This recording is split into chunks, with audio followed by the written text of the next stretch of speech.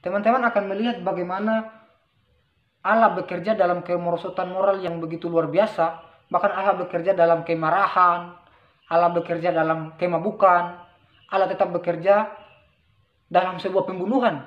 Dan Allah membalikan secara ironis bagaimana Haman yang disudut sembah dalam kerajaan, namun dia yang dibunuh dengan begitu tragis, dia yang menetapkan untuk sebuah pembunuhan, ya pembinasaan, namun dibalikkan bagaimana Mordekai yang diangkat oleh Tuhan dan Esther diangkat oleh Tuhan, dan suatu penetapan pembinasaan terjadi dan berubah menjadi sebuah kemenangan bagi orang Yahudi.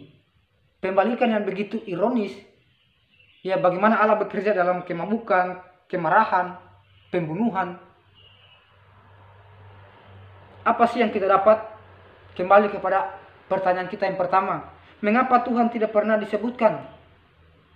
Namun pesan yang mau disampaikan oleh kitab Esther ini begitu dalam, teman-teman, begitu dalam. Ya, bahkan di saat Tuhan terasa tidak hadir, saat umatnya berada di pengasingan, bahkan ketika mereka tidak setia kepada Taurat sekalipun. Kita melihat Mordekai dan Esther tidak setia kepada Taurat, ya. Bahkan Esther terlibat dalam kawin campur. Mereka makan makanan kerajaan yang menurut Taurat itu adalah makanan yang haram. Namun ketika mereka tidak setia kepada Taurat sekalipun, Allah tetap setia kepada janjinya. Karena dia adalah Allah yang bertanggung jawab. Apa sih poin yang kita dapat di sini, teman-teman? Kita tidak bisa meneladani Mordekai dan Esther dalam segi moral. Namun kita bisa meneladani Mordekai dan Esther dalam segi tetap percaya dalam keadaan yang begitu berat. Di tengah pandemi seperti ini, seakan-akan Tuhan tidak bekerja. Seakan-akan Tuhan tidak nyata. Makanya orang ateis bilang, kalau ada Tuhan, kenapa ada penderitaan? Mungkin hal itu akan sama dialami oleh Mordekai dan Esther. Seakan-akan Tuhan tidak ada. Masa ada Tuhan, ada kemabukan, ada amarah, penetapan untuk pembinasaan. Namun Allah bekerja di balik semua itu. Di pandemi seperti ini, kita melihat krisis ekonomi. Karena krisis ekonomi, angka kriminal meningkat, dan lain sebagainya. Namun kita harus tetap percaya bahwa bagaimana Allah bekerja dalam kemabukan, amarah dalam kitab Esther, Allah juga bekerja dalam penderitaan, krisis ekonomi yang kita alami sekarang.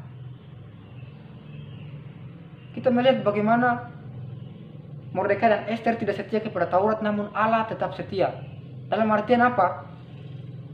Sekalipun kita dalam keadaan berdosa, Allah tetap mengasihi kita. Sekalipun kita berada dalam keadaan berdosa sekalipun, Allah tetap mengasihi kita.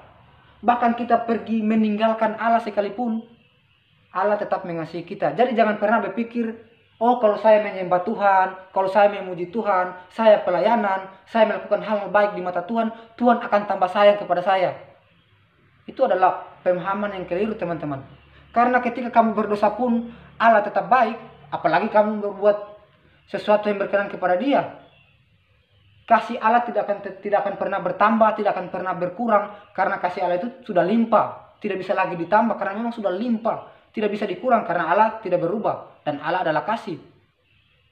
Jadi kalau kita punya pemahaman, oh saya mau pelayanan, oh saya mau perpuluhan, oh saya mau melakukan hal-hal yang baik supaya saya diberkati Tuhan, saya rasa itu konsep yang keliru, teman-teman. Kita melakukan seakan-akan kita mau menyogok Tuhan dengan perbuatan baik kita menyogok Tuhan dengan pelayanan kita, kualitas pelayanan kita, supaya Tuhan kasih lagi sama saya. Itu konsep yang keliru. Bahkan ketika kamu berdosa pun Tuhan sudah kasih nafas, kehidupan, kesehatan. Namun itulah bukti cara kita mengucap syukur dengan pelayanan, memuji Tuhan. Bahkan sekalipun kita bangun pagi kita tidak berdoa, Allah tetap mengasihi kita. Namun sebagai orang yang percaya, yang bertanggung jawab, yang penuh dengan bersyukur dengan sebuah anugerah, kita sepatutnya untuk mengembalikan semua kemuliaan bagi nama Tuhan. Apalagi kita, ya teman-teman, untuk menyanyi dengan tujuan untuk diberkati. Kalau bagi saya, kita menyanyi dengan tujuan untuk diberkati, ya. Menyanyi dalam artian memuji Tuhan untuk diberkati.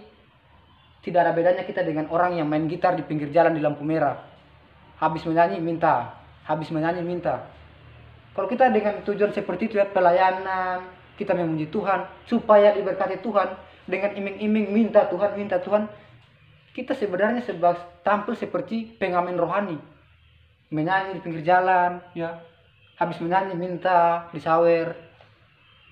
Bahkan teman-teman, sekalipun kita tidak memuji Tuhan, kita tidak menyembah Tuhan, tidak memuliakan Tuhan, Allah tidak pernah bergantung kepada penciptaannya, namun kita lah yang bergantung kepada Allah. Sekalipun kita tidak memuji Tuhan, kita tidak memuliakan Tuhan, Dia sudah terpuji dari sononya, Dia sudah mulia dari sananya.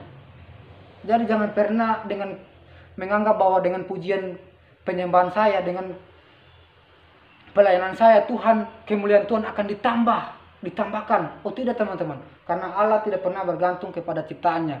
Namun kita sebagai pencipta yang sadar bahwa kita hidup penuh ketergantungan kepada Allah, akan terus memuji dan memuliakan dalam seluruh aspek kehidupan kita. Kitab Ester mengajarkan begitu banyak hal teman-teman, begitu banyak hal. Sekalipun kita tidak setia, Allah adalah setia. Jadi jangan pernah menyogok Tuhan dengan pelayanan kita.